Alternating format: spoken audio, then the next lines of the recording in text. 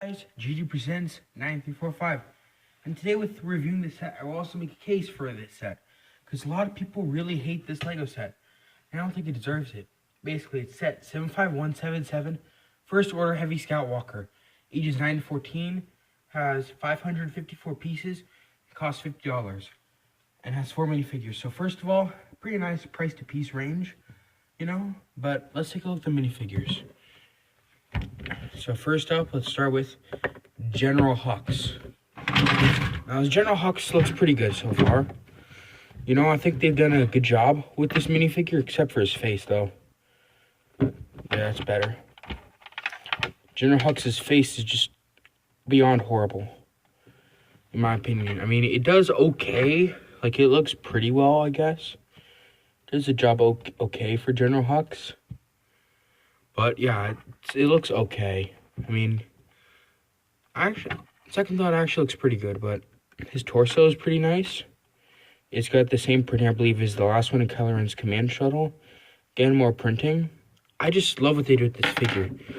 The hair is okay, I guess, but I mean, we really haven't seen him without his hair. I mean, without his hat, but yeah, his face is pretty good. I think it does a good job of portraying General Hux. Okay, his hair went flying. Oh well. I thought no back face printing, but yeah, pretty nice figure to include. I don't know why they included him in this set though, but it's cool to get him in a cheaper set though, instead of $120. So here's the First Order Gunner. They call him Creamer, but he's the Gunner. I mean, he's an okay inclusion. I would rather had like maybe a driver. Like they had for the ATM-6. Because we don't know who pilots this set, because, it wasn't actually seen in the movies. So, just decent printing. It's an okay figure to get. Nothing too special with it.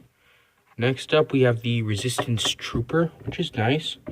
I like her printing all around. She's got, like, this bandolier over here, and a utility belt, and gunmetal gray gun, which is pretty nice. And more bandolier and just coat printing on the back, which is nice. Her helmet is a nice helmet also. It's dual molded. And this is her face. I mean, she has two expressions, which kind of bewilders me, because she has two expressions. She's not a main character. She's a side character. General Hux, a main character in the theme, only has one. It bewilders me. Anyways, here's the First Order Flame Trooper. I love this minifigure. I have a ton of these. I have like 5 or 6. They're a really nice minifigure. You see the printing over here just to show their specialized armor. His helmet is polarized, so the flames don't do anything to him. His helmet is molded especially for him. Angry Clone, what are you going to do? His back attachment's really nice. And it's connected by this one piece, and you can of course see the back printing. Looks really nice. And yeah, his gun is really cool because you can actually see the flame on it go off. So yeah, a really nice minifigure. I love getting flame troopers. Let's go on to the main build. So here's the First Order Heavy Scout Walker, which looks like the ATHH. I believe that's its designation when it would have come out, but yeah, you can already see some of its function where if you roll it, its legs move, which works pretty well. So what happens basically is you move these and you move the wheels, these Technic rods over here, you'll push the leg up. So see, they're moving these legs up. And I think it works pretty decently. Yeah, it works very well. So over the front, you can see where the pilot would be at. Yeah, I actually fired that. It's got spring-loaded missiles you push down and that fires. With this set, they're in a bad place, so they can easily be fired off, which is not that good. Here you can see kind of trans red piece where the driver would see out of. And over here you have 2 guns, laser cannons, which can move pretty well.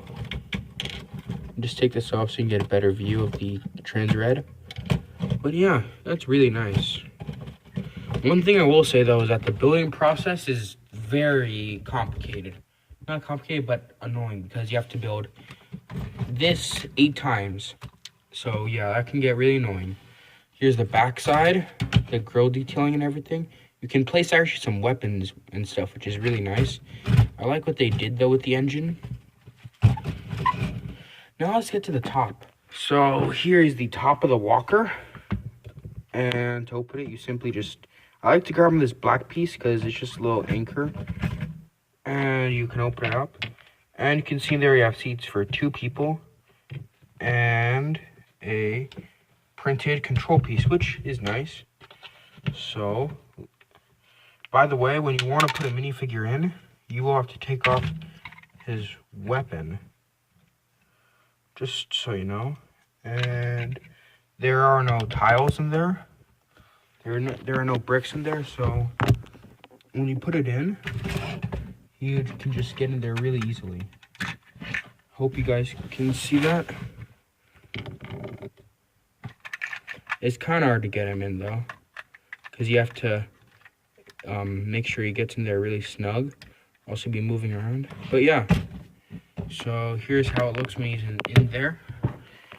And yeah, what kind of sucks though is that when you put him in, you kind of have to put him in the back seat or else you can't put another person in. But yeah, let's give you my take on this walker. So I like this design of the walker personally. I know I'm going to get some hate on it, but I like this walker design. It's a brand new original design that Disney came up with. I know it's hard to believe that Disney came up with an original design, but here it is. And I commend them for that. I just wish it was in a movie. This would be really cool instead of the First Order ATST. But I'll make another video to show why they actually have some copies of Imperial designs. Let me know, like this video, if you want to see that video come out. So yeah, due to that, and I think the concept of the legs moving, like it's scuttling along like a crab, that is just a really neat idea. And for that reason alone, I think it's a good set. I suggest getting it for $50. If you can find it cheaper, even better.